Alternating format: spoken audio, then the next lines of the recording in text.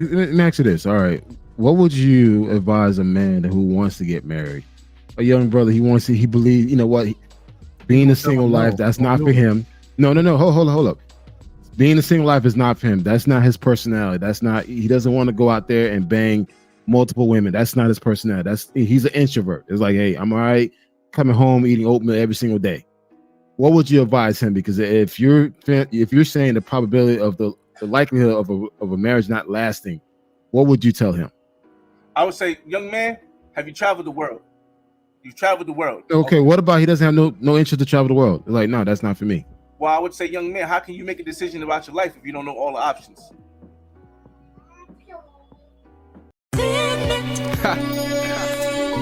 Good morning, world. People always say that the most important years of your learning are when you're younger, because they don't change much and you learn a lot. One thing I learned in school,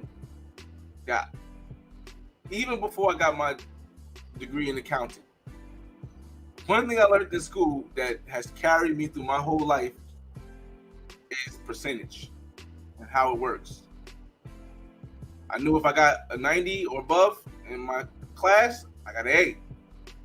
It's a good thing. If I got an 80 and up, I got a B. That's an okay thing. Got a 70 and up, I got a C. I passed. If I got a 60 and up, I got a D. Pause. I might pass in some classes. But I also knew if I got anything below a 60, it was a failure. And I wasn't striving to be a failure in my life. If you statistically look at marriages, just marriages in general, 43% of them fail. Fail. Do not last. Do not work. They end in divorce. They fail. It's not counting the ones that just miserable marriages and people stay because whatever reasons, just the ones that just end in divorce and we fail. They don't succeed.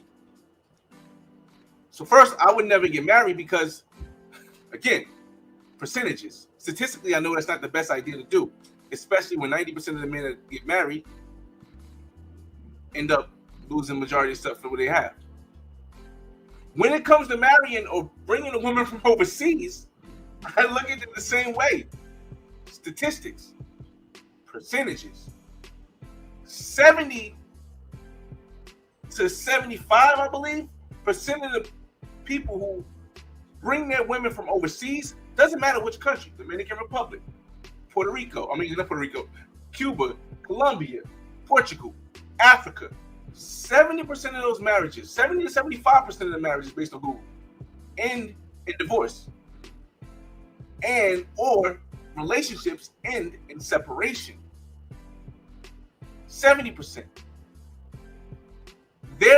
I follow. There's literally no reason to ever bring, even if there's a chance that it might work once. See, that's going on emotion. See, by doing that, you're pretty much doing what a lot of men claim that women do. You're acting on emotion. You're not acting on reason, logical statistics, or percentage. So I don't suggest in my book that any man ever bring your wife or bring your girlfriend overseas to here. Not to say that it will never work, but percentagely, are we aiming for F's now? Are we aiming for F's? Because if you are, then hey, that's cool. But as a man, I feel as though the difference is we're almost, and I'll probably get bashed for this. I feel as though as a man, we're more able to control our emotions. We make logical decisions.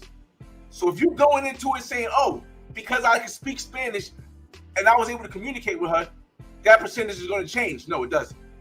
Because I was able to get close with her family and they trust me and they provide me and they took me in and I didn't have to use Google Translate.